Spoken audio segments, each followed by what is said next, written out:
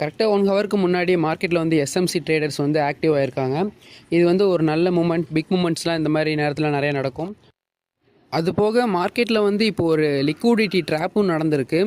So இது ஒரு நல்ல கன்ஃபர்மேஷன். நான் இந்த இடத்துல வந்து 50 minutes and order black collab பண்ணி ஒரு ட்ரேட் எடுக்க போகிறேன். ஃபஸ்ட்டு டூல்ஸ் பாக்ஸ் ஓப்பன் பண்ணி சப்போர்ட் அண்ட் ரெசிடென்ஸ் எடுத்துக்கலாம். ப்ரீவியஸாக வந்த ஆர்டர் பிளாக்கில் வந்து சப்போர்ட் வச்சுட்டு கரண்ட்டில் ரன் ஆகிட்டு இருக்கிற கேண்டிலோட ஹையில் ரெசிடென்ஸ் மார்க் பண்ணிவிட்டு அது போக ஆர்டர் பிளாக்கையுமே நம்ம மார்க் பண்ணிக்கலாம். நெக்ஸ்ட்டு ஆர்எஸ்ஐ வந்து எந்த மாதிரி ஒரு ட்ரெண்டில் இருக்குதுன்னு செக் பண்ணிவிட்டு லோயர் டைம் ஃப்ரேம் போகலாம். 5 மினிட் சார்ட்டில் என்ன நடந்திருக்குன்னு பார்த்தீங்கன்னா, ப்ரீவியஸாக வந்த கேண்டில் கரண்ட்டில் ரன் ஆகிட்டு இருக்கிற கேண்டில் ஃபுல்லாக எங்கல் பண்ணிருச்சு. இப்போ நமக்கு 4 கன்ஃபர்மேஷன் இருக்குது மார்க்கெட் இங்கேருந்து டவுன் ஆக போகுதுன்னு.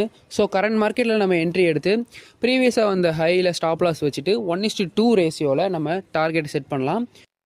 இப்போ கரெக்டாக டைம் பார்த்தீங்கன்னா நைட் 10:15 ஆகுது. மொபைலை க்ளோஸ் பண்ணிவிட்டு மார்னிங் பார்க்கலாம் ட்ரேட் ஹிட் ஆகுதா இல்லையான்னு. ரெண்டே வாய்ப்பு தான் இருக்குது, ஒன்று ஸ்டாப் லாஸ் ஹிட் ஆகும், இல்லைனா டார்கெட் ஹிட் ஆகும். மார்னிங் டைம் பார்த்தீங்கன்னா 6:30 ஆகுது. நம்ம எதிர்பார்த்த மாதிரியே ட்ரேடும் ஹிட் ஆகிடுச்சு. டோட்டலாக எவ்வளோ ப்ராஃபிட் வந்திருக்குன்னு பார்த்தீங்கன்னா $37 ப்ராஃபிட் வந்திருக்குது. இந்த $37 நம்ம வந்து இந்தியன் ருபீஸை கன்வெர்ட் பண்ணி பார்த்தோம்னா $3,200 ப்ராஃபிட் வந்திருக்குது. ஓகே, நெக்ஸ்ட் ட்ரேடில் பார்க்கலாம்.